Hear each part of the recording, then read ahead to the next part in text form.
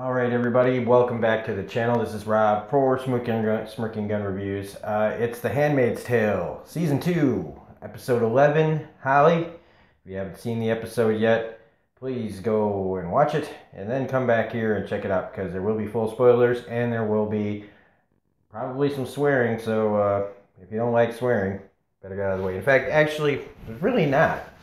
There's nothing really to get too much of a twist over at all in this episode. This is one of the most straightforward,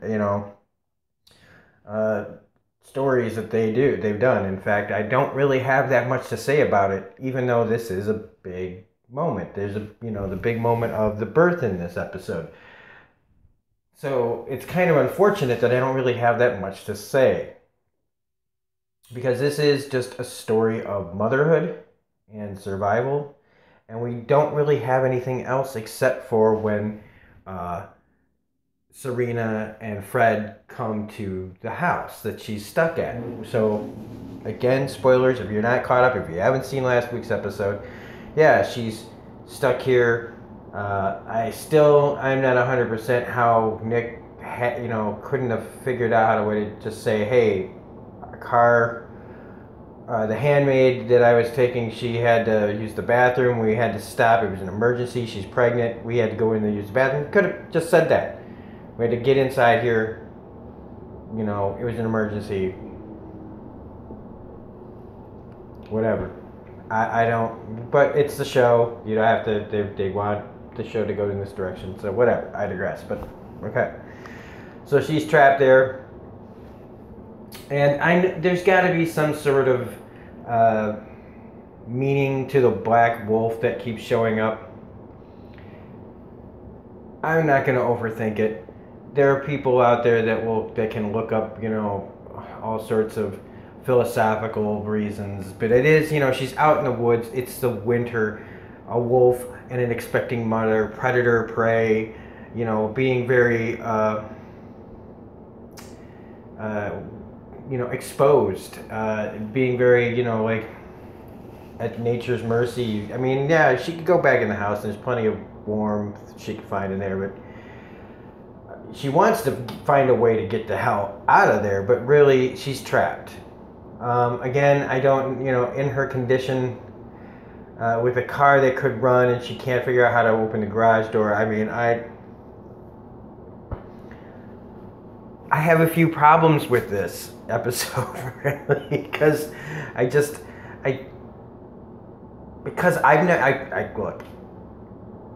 I don't want to catch heat by people that, have had kids or been pregnant.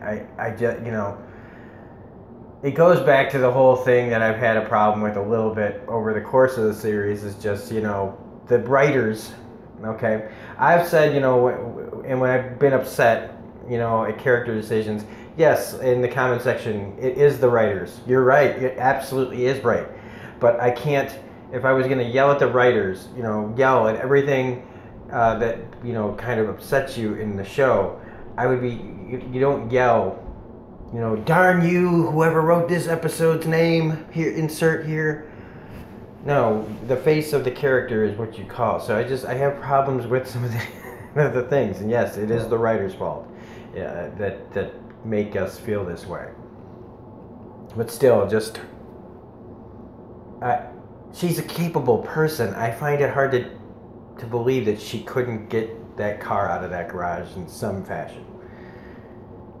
And again, I don't want to I'm gonna, like people that are just gonna have that bug so far up their ass over what I just said, probably.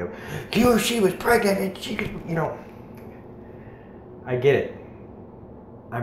For me, it just bugs me because she's just seems to be really resourceful and figures things out, and I don't know. But that's pretty much it to the episode. I mean, the flashbacks are just showing, the events leading up to Hannah's birth. And there's really nothing to say, except there's a couple of humorous lines here, in there, like, when she's having the baby and she's telling her, husband to go fuck himself.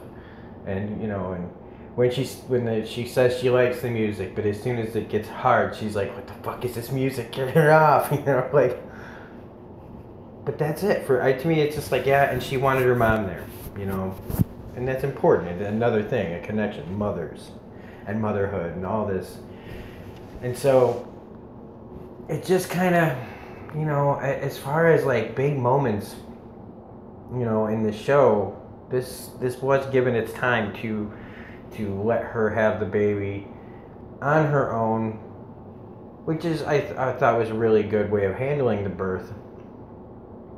But really, that's it. It's a small episode. It was like, it's one of the shorter ones, I believe. The only other thing that we have here is when Fred and Serena get to the house, and we get a little more, you know, there's real trouble in paradise here. There's a real disconnect between the two of them. They're cussing each other out. There's no more, you know, however they talk. I really try not to remember their stupid phrases for their religion, just because I don't want that stuck in my head. What is it, under his eye and blessed be bullshit? They were calling each other bitch and fuck you, so, you know, real trouble in paradise, you know, and just their reactions to each other, and her saying, you know, oh, you know, cute, you know, both of them kind of throwing things in each other's faces when it's like, dudes, you done fucking started a rebel, you know, like, whatever. But, you know, we see now she's, Serena is real issues. Like, he's saying, you know, like, if you couldn't just stop being such a fucking bitch, we wouldn't be in this situation, you know. And she's like, you raped her.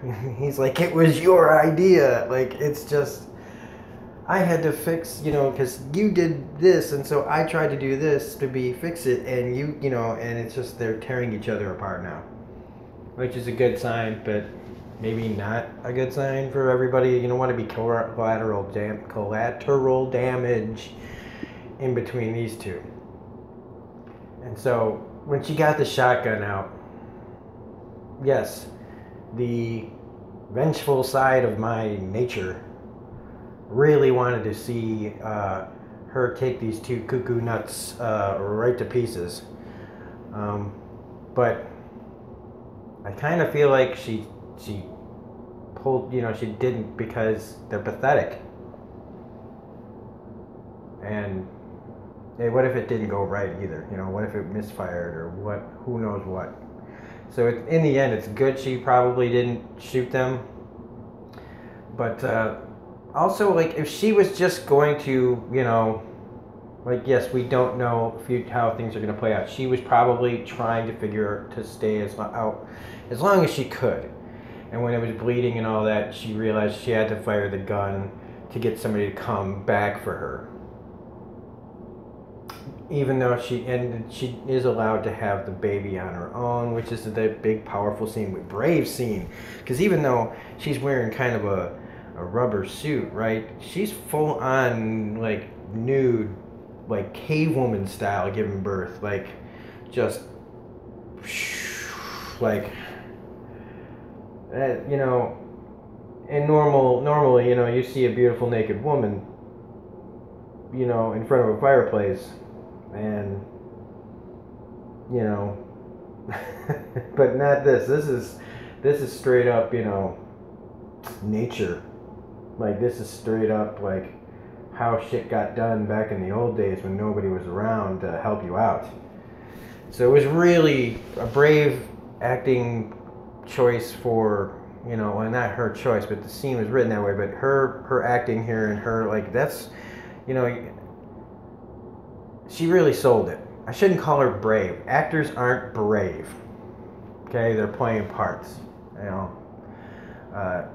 So it was a really bold choice and gutsy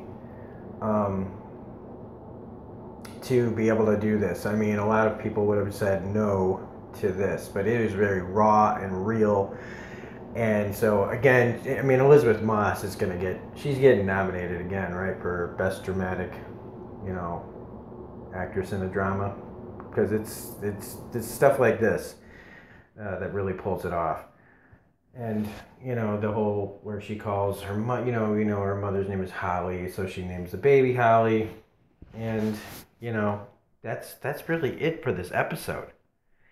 It is really good. It was short, it was to the point, and look, I've barely sworn.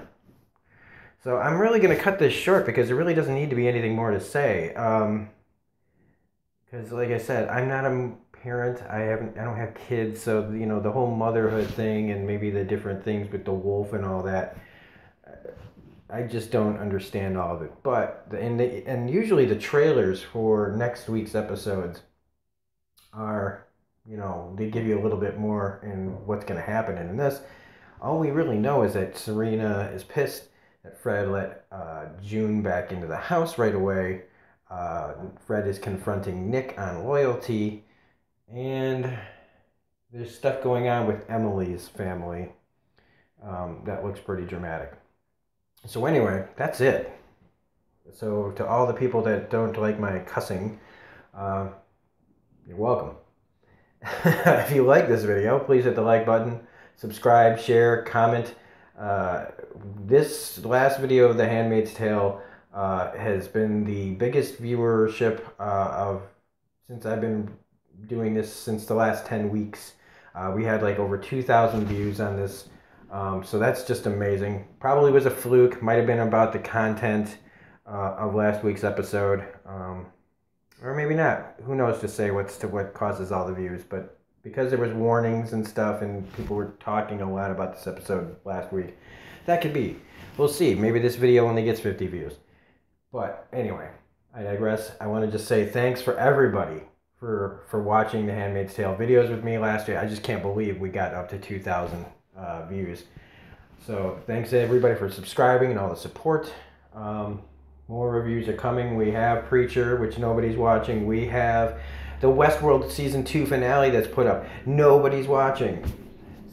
And I've got comic book reviews coming later that I know nobody's watching. So anyway, at least a few people watched this review.